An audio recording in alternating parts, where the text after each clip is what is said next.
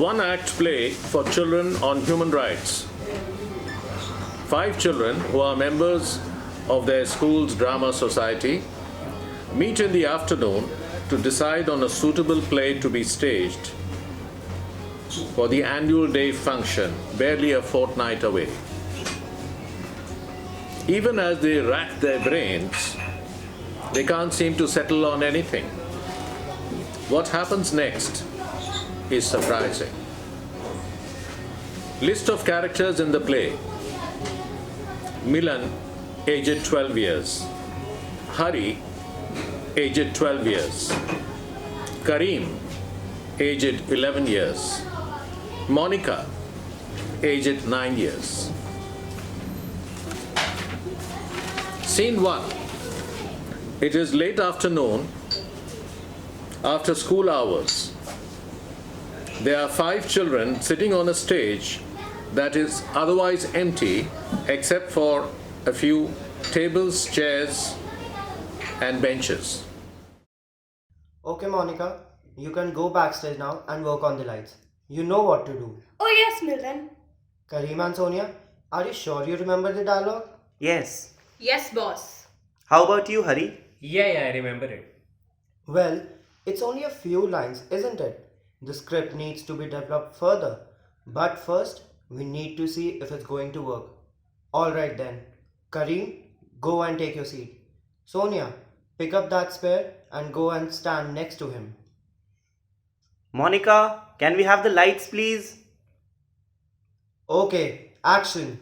Slave! Yes, Your Highness. Where is the master tailor? He's waiting outside, Your Highness. Do you know, slave, what I do with the people who do not follow my instructions? No, Your Highness. I order them to be hanged. Oh, Your Highness. Hanged and quartered. Oh, Your Highness is more merciful than that. Not at all. If this tailor has not fulfilled the duties that I set him on the last occasion, such shall be his fate too. Oh, Your Highness. He seems such a nice old man, and he must be having a wife and children. It's not niceness that I want. It's service. Call him in.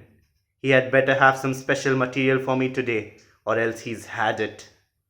Good morning, Your Highness. It's a good morning for me, tailor. But I'm not quite sure if it's going to be a good morning for you. Your Highness? Have you got some new garments for me? What did Your Highness think of the Egyptian cotton that I showed him last time? I have any number of dresses made of that Egyptian cotton. It's a very fine, but it's good only for the summer. For the rest of the year, I need something different. I brought some fine Indian cotton with me today as well. Your Highness, it will go very well in all the seasons.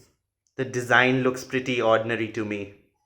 It may be so, Your Highness, but the colors are very special. What's so special about the colors? They look like ordinary colors to me. Or have some new colors been invented? New colors, Your Highness? No, I'm afraid that these are not new colors. But I can assure Your Highness that they are very special. What's so special about them if they are not even new? The bright colors that you see on this fine cotton, which comes from Coimbatore in south of India, will not fade even after 20 years. What's the use of that to me? I beg your pardon, Your Highness? I said, what's the use of that to me, tailor master? Do you imagine that I'm going to wear the same clothes for the next 20 years? No, Your Highness. Then why mention it? Are you an imbecile? I beg your forgiveness, Your Highness. Show me something else. I have some silk from Tashkent for Your Highness. It is made in Uzbekistan, home to the finest silk in the world. Yeah, it feels just like all the other silk garments that I have. And it's too showy. I think it may be alright for the kings of Uzbekistan, but I want something different. In that case, I know just what Your Highness would like. This, Your Highness, is the best muslin from Dhaka. Would Your Highness care for it? Well, it's very nice, but it looks, how shall I say it? It looks too feminine. I think it would suit Your Highness very well. What are you saying, tailor master? Are you implying something? Nothing at all, Your Highness. And I have a feeling you showed it to me the last time. Didn't you show me this the last time as well? Your Highness, I did show you some muslin in the last time, but that was of much inferior quality. Nonsense! It was the same stuff, I remember it well. And I turned it down and I asked you to get me some new material. Tell me, Tailor Master, are you married? For 15 years now, Your Highness. And do you have children? I have been blessed with 3 daughters, Your Highness. Well, Tailor Master, I'm sure your wife and daughters will be very unhappy if something were to happen to you. Something was happened to me? Your Highness, I don't understand. Didn't I make myself clear enough the last time? I think I'm a kind hearted person and I never want to punish anyone without giving him an opportunity to make amends. Do you agree with me? Of course, Your Highness. Well, have you or have you not got me some new material this time? Your Highness, I said, do you have it or not? Your Highness, I have this. What is this? I don't see anything. Oh, that's because of the material is so fine. Just feel the texture, Your Highness. I still don't feel anything. It's so light, Your Highness. Imagine what it would feel like when you wore it. It would feel so light and comfortable. Almost as if I wasn't wearing anything. Exactly, Your Highness. Just feel it. Yes, I suppose it is very, very fine. Okay, stop right there. Monica, you can come out now. Well, what does everyone think? Is it working? I think it's too old a story. Everybody knows the Emperor's new clothes. And it's difficult to believe nowadays that somebody could be conned into going about just in his underwear under an illusion that he's wearing a very special dress. Will I just have to be in my underwear for this play then? Yes, of course. We want the play to be very realistic, don't we? But I don't want everyone to be laughing at me. Relax, Kareem, relax. You are in the main character in this play. You will be the star. No one will laugh at you. You can always wear a t-shirt and something like a tracksuit which will pass for underwear. Exactly. Oh, that's fine then. But this play itself doesn't seem to be a very good choice, does it? Yes, I think we need something which works with different age groups. This is too much of a nursery or junior play. To be honest, I don't think even the kids are going to enjoy it very much. There is going to be no mystery in this play. Whatever it is we are going to do, we need to finalize it today. Do you realize that there are just 2 weeks left for the school's annual day function and we still haven't decided which play we should stage? Well, there are so many to choose from. Such as? We could stage The Crucible by Arthur Miller. No, that's too depressing. Or we could do Waiting for Godot by Samuel Beckett.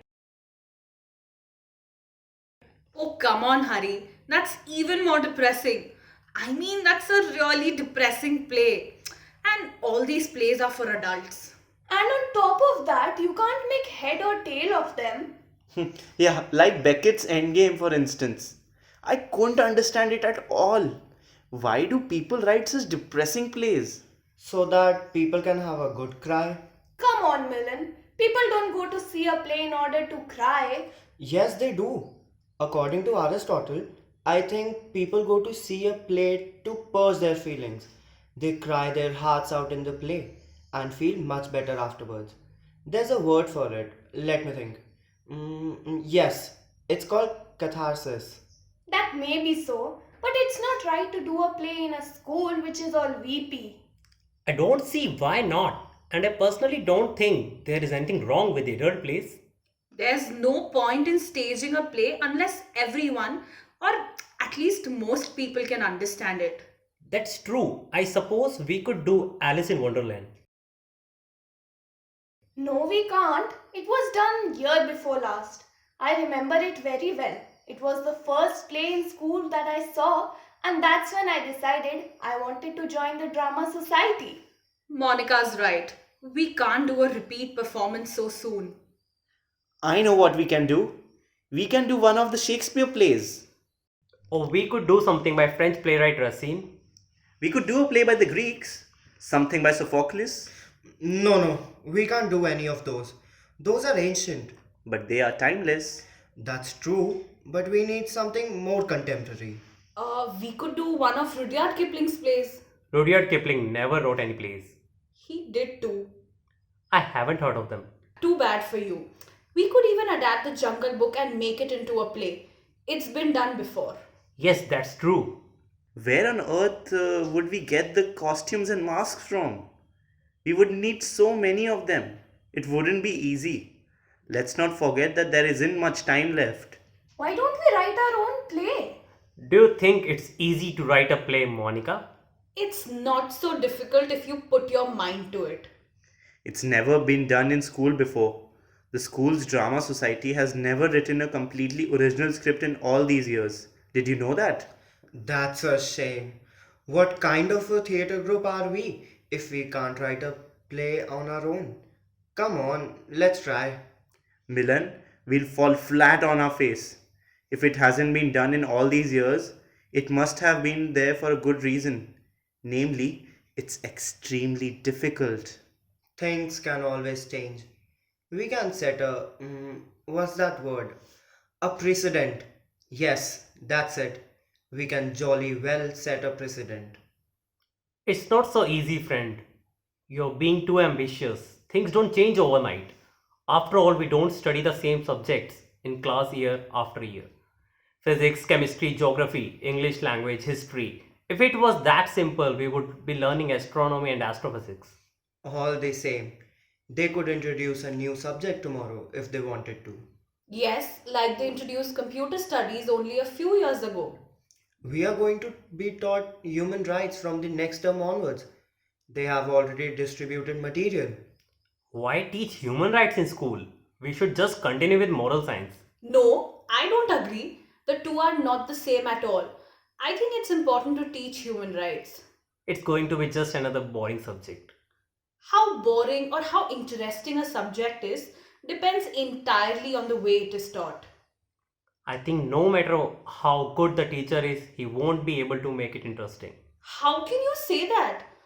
Don't you find history interesting? To read about how slavery was finally abolished. That's part of human rights. You have more or less accepted my argument. My point was precisely this. You need to explain human rights to children in a story form if you want to make it interesting. But once you do that, it's not very different from a moral science class. It would be different even then. Moral science would not tell you how the police would treat a person who has committed a crime or a person who is in jail. Science stories are mostly fictional, whereas the struggle for human rights, that is real. I agree. If you study human rights, you get practical knowledge about your rights. Nobody can take advantage of you then. If your human rights are violated, you can go straight away to the courts. Is that so? Straight away? Yes, it's a constitutional right in many of the countries. If any one of your fundamental rights are violated, you can straight away approach the courts. I still feel if you know what is good and bad, then you know the human rights are as well. So to me, it does still seem somewhat like moral science. Let me counter that. What was the reason for the French Revolution and its most important slogan? Liberty, equality, and fraternity. Why was it necessary to have a Bill of Rights in the American Constitution? Similarly, why did the United Nations think it was necessary to have the Universal Declaration of Human Rights? Obviously, they couldn't have trusted only to the moral sense of people, the sense of what is right and what is wrong. Well spoken. This girl will make a good lawyer someday. I still don't understand. What's a human right? Well, like equality. Everyone is equal before the law, be he so high or low. As a matter of fact, I have a copy of the Universal Declaration of Human Rights with me, part of the material for the Human Rights course. Let me see what it says on equality. Here it is. Article 7. All are equal before the law and are entitled, without any discrimination, to equal protection of the law. All are entitled to equal protection against any discrimination in violation of this declaration and against any incitement to such discrimination. The government cannot treat people differently. That's what he means. It has to treat all persons equally. And if it doesn't, you can challenge the decision in court. Exactly. There should be a law to this effect in most countries. Article 8 of the Universal Declaration provides that everyone has the right to an effective remedy by the competent national tribunals for acts violating the fundamental rights granted him by the Constitution or by law. What's a fundamental right? Let's see what it says in the preamble. Whereas the people of the United Nations have in the Charter reaffirmed their faith in fundamental human rights, in the dignity and worth of the human person, and in the equal rights of men and women, have determined to promote social progress and better standards of life and larger freedom. I think fundamental rights are quite similar to human rights. I think the two are quite often interchangeable. Some human rights are especially important, like the right to equality. The government must treat people equally. That's more or less like a fundamental right, I think. But the government doesn't treat people equally. Aren't there reservations for women in some jobs after we finish school? And now my dad was telling me there may be soon some reservation of seats for women in parliament as well. Well, that's because some people suffer from disadvantages. If you treat unequal people equally, the ultimate result of that will not be more equality, but greater inequality. So to treat unequal people equally is wrong? That's right. I don't understand. Explain it to me in simple terms so that I can understand. Let me explain. Now, suppose that I am the government, and on every Monday morning, I give a chocolate to Sonia and I don't give one to you. Now, then, my action can be challenged in court because I am discriminating between you and Sonia. In other words, I'm not treating you equally. That's not allowed. This fellow will make a good lawyer too. He explains rather well. Wait, all of you. I still don't understand. This girl will make a great philosopher one day. She is willing to display her ignorance. How many people have the courage to do that? Oh, please don't interrupt me. I really want to understand this. In the example you gave, Kareem, did I understand correctly? You were giving the chocolate to me and not to Sonia because you like me more? It doesn't matter. I'm not allowed to favor one over the other. That doesn't sound right. I like to share my lunch with Pinky sometimes because she is my friend. I don't like the idea that I should be forced to share it with someone I don't like. Nobody is going to stop you, my dear, from sharing your lunch with Pinky or force you to share it with someone else. You see, human rights are often in the context of the state. You mean the government? Well, sort of. You see, if someone hits you, he does violate your human rights in a way. But we treat it differently. It's like a crime. On the other hand, if a policeman hits you without any cause or provocation, he also commits a crime. But he also violates your human rights. This means. You see, Monica, the law in this country protects the ordinary citizen, that's you, from any action on the part of the government which tramples upon your human rights, the right to equality being one of them. Now, for example, if a teacher was distributing chocolates in class on behalf of the school and she gave 3 pieces to one student and none at all to another student, wouldn't that be wrong? Yes, that will be very wrong. Why? Why would it be wrong? Because it's favoritism. Exactly. Now you have understood the whole thing. No, I still haven't understood that bit about treating unequal people differently.